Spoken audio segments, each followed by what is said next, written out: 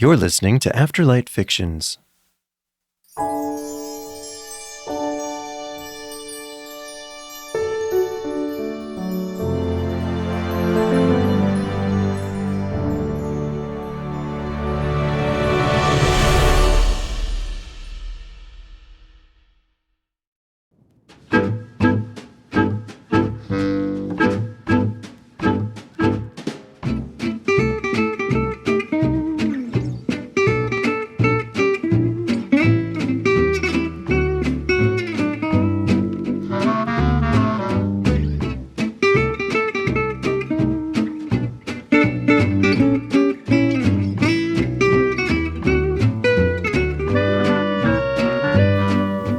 It was another beautiful summer day, and Julia and her mom were on their way to the graveyard. Now, this might seem like an odd thing for some people, but to Julia, it had become the norm.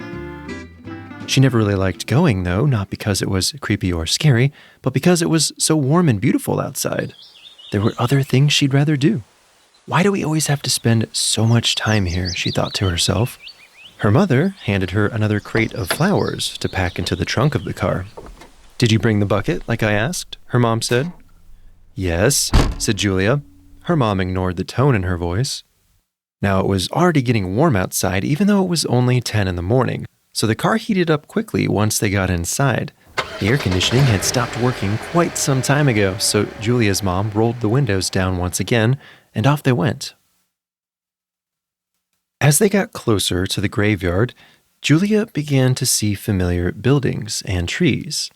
There, at the entrance, stood two large metal gates that always seemed to be open. Did they ever close? The gravel beneath the car crunched as they crawled closer to the gravesite. "There he is," said Julia's mom. Julia didn't look over just yet. She wasn't feeling sentimental, just bitter that she couldn't do what she wanted to do on such a lovely day. "Go grab one of the flower trays and then start to fill up the bucket and bring it back," said her mom. Julia sauntered over to the trunk of the car and carried some of the newly purchased flowers to the grave. She grabbed the empty bucket and looked for the old water pump to fill it up. "I wonder why they don't just have a water hose," she thought. "The pump is so old." As she took in a deep breath of fresh air, she started toward the old well.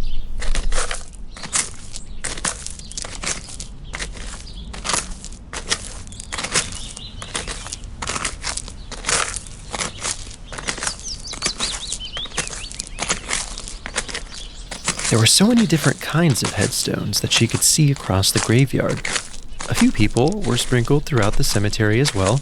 Some looked like they were there doing the same thing as Julia's mom, and others looked more sad. A tall gravestone, bigger than any of the others, caught Julia's eye.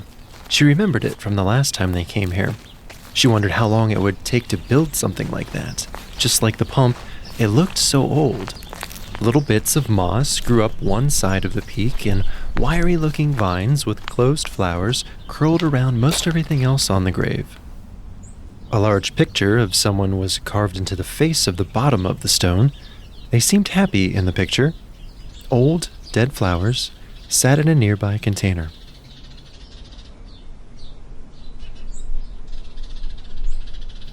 As Julia walked closer to the grave, she noticed a large butterfly floating around the closed flowers on the vine. It seemed to know what was waiting inside the flowers, even if it couldn't quite get to it.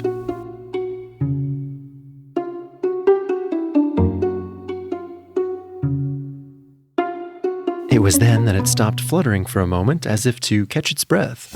Its wings slowly opened and then closed.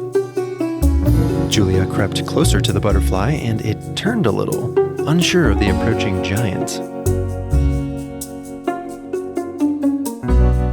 She stretched out her hand as a new platform for it to rest upon, but the butterfly took off in the air instead. It didn't go too far, though. It just hovered and floated around Julia's head. Too high for her to catch, but close enough to make her feel like she had made a new friend. Julia decided her butterfly catching efforts were now fruitless, so she turned back toward the well and marched in that direction.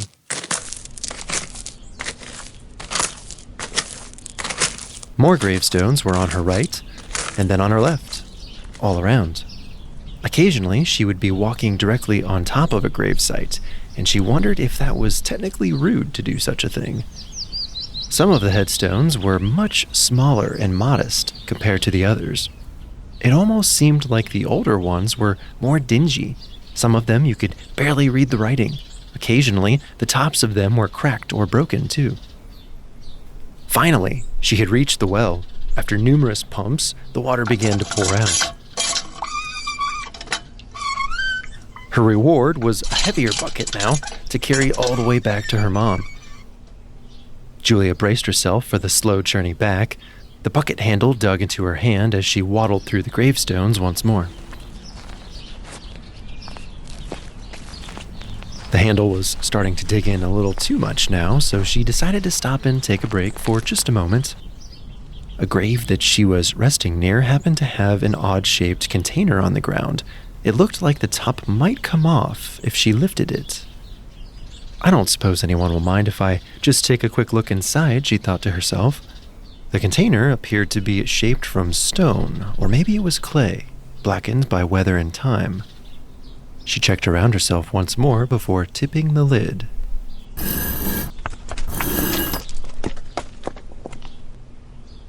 Ants? Ugh. Gross. It was an ant mound. Julia noticed the back of the container had a big hole in it, to which a colony of ants wasted no time incorporating that into their new base of operations. She could tell that whatever used to be inside the container wasn't there anymore.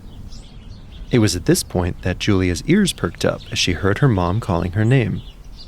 She reached for the heavy bucket once more, and it occasionally spilled cold water all over her leg as she waddled off towards her destination. Julia felt like her hand was about to go numb when she finally reached her mom.